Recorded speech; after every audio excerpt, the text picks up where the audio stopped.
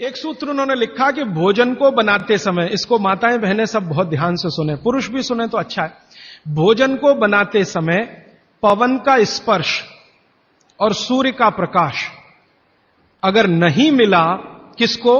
भोजन को, वो भोजन कभी नहीं करना। क्यों?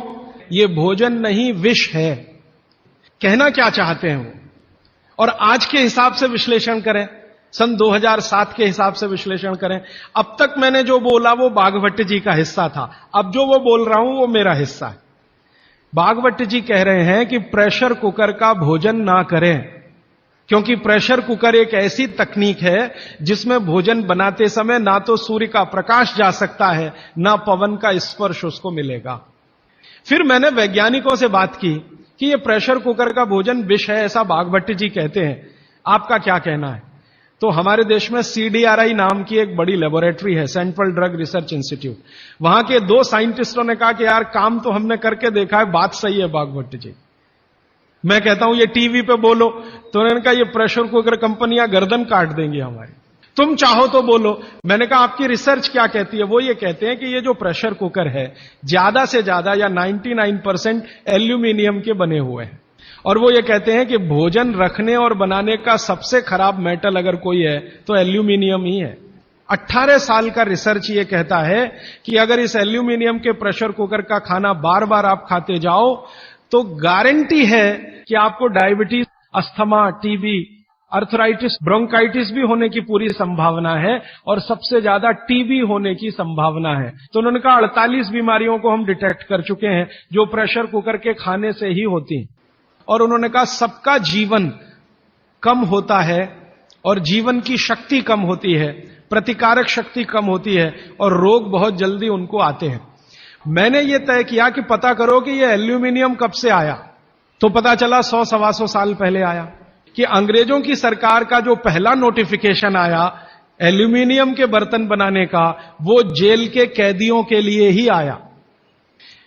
और उनका यह तय हुआ था कि जेल के कैदियों को एल्यूमिनियम के बर्तनों में ही भोजन दिया जाए, क्योंकि ये सब भारत के क्रांतिकारी हैं और अंग्रेजों को इन्हें मारना है।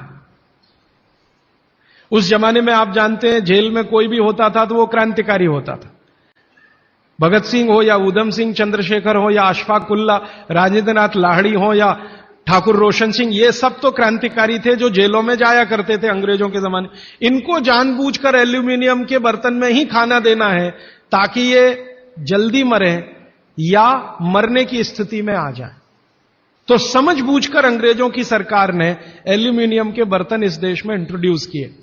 अब परिणाम क्या हुआ? अंग्रेज तो चले गए, लेकिन जेलों में आज भी ये नियम चल रहा है कि भोजन एल्यूमिनियम के बर्तनों में ही दिया जाएगा। और अब मुश्किल ये हो गई है कि वो जेलों से हमारे घर में आ गया, और हमारे घरों से ज्यादा गरीबों के घर में आ गया।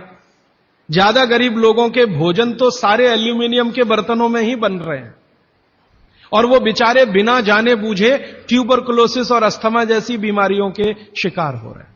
मैंने उदाहरण के लिए आपको समझा दिया कि प्रेशर कुकर का भोजन नहीं करना, क्योंकि ये जहर है। एक और चीज है अपने घर में, रेफ्रिजरेटर। और एक तीसरी चीज है अपने घर में, माइक्रोवेव ओवन। इसमें भी सूर्य का प्रकाश नहीं जा सकता, पवन का स्पर्श नहीं हो सकता। मतलब सीधा सा ये है कि आधुनिक तकनीकी से बनी हुई चीजें जो हमारे घरों में आई हैं पिछले 15-20 वर्षों में, भागवत जी के अनुसार इनमें रखा हुआ पकाया हुआ भोजन विष है, तो ना करें। आप कहेंगे जी हम तो करेंगे, हम तो छोड़ नहीं सकते प्रेशर कुकर को, हम तो छोड़ नहीं सकते रेफ्रिजरेटर को, हम तो छोड़ नहीं सकते माइक्रोवेव ओवन को, क्योंकि इसमें भोजन से समय बचता है। तो मैं उनसे पूछता हूं ठीक है समय बचता है, तो बचे हुए समय का क्या करती हैं? तो ज्यादातर माताओं बहनों का उत्तर है सास भी कभी बहू देखते हैं। और फिर मैं जब उनको समझाता हूं कि ये जो आपने आधा घंटा या 1 घंटा समय बचाया भोजन पकाने में, ये आपका घंटों घंटों हॉस्पिटल में खराब कराएगा, तब नेट रिजल्ट क्या? वही 0 का 0। प्रेशर कुकर एक ऐसी टेक्नोलॉजी है जो खाने को जल्दी पकाती है, ये है सीधा सा मतलब। अब खाने को जल्दी पकाने के लिए ये प्रेशर कुकर क्या करता है? जो भोजन आपने उसमें अंदर रखा है पकने के लिए उस पर, और जो पानी डाला है आपने भोजन पकाने के लिए उस पर अतिरिक्त दबाव डालता है। यह है प्रेशर। प्रेशर माने दबाव।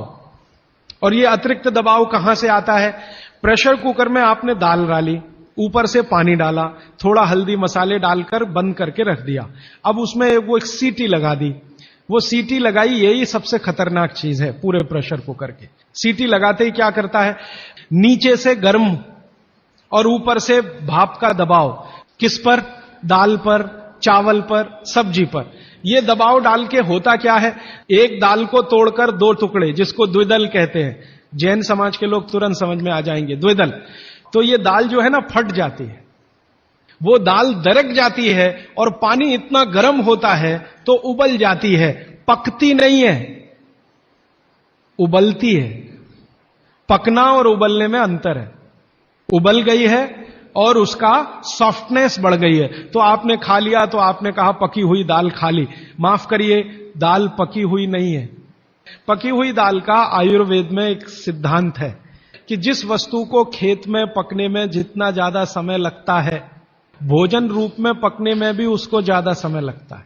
तो आप जानते हैं अरहर की दाल को खेत में पकने में कम से कम 7 से 8 महीने लगता है। क्यों?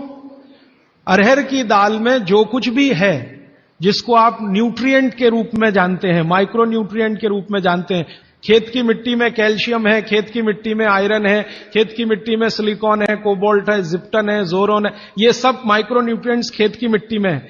ये पौधे की जड़ में आते हैं, जड़ से तने में आते हैं, तने से फल में आते हैं। इस पूरी क्रिया में बहुत समय लगता है, तो इसलिए दाल को पकने में समय लगता है। आप दाल क्यों खाना चाहते हैं? आप दाल खाना चाहते हैं प्रोटीन के लिए। प्रोटीन कहां से आएगा? ये जो माइक्रो न्यूट्रिएंट्स का कलेक्शन दाल में इकट्ठा है, इनके टूट जाने पर, बिखर जाने पर, तो वो बिखरने और टूटने में उसको देरी लगने वाली है, क्योंकि आने में देरी लगी है। और प्रकृति का दूसरा नियम है कि जिन चीजों को पकने में, बड़ा होने में ज्यादा समय लगा है, उनको डिसॉल्व होने में भी ज्यादा समय लगेगा। और दाल जब डिसॉल्व होगी तब उसके प्रोटीन्स आपको मिलेंगे भोजन में।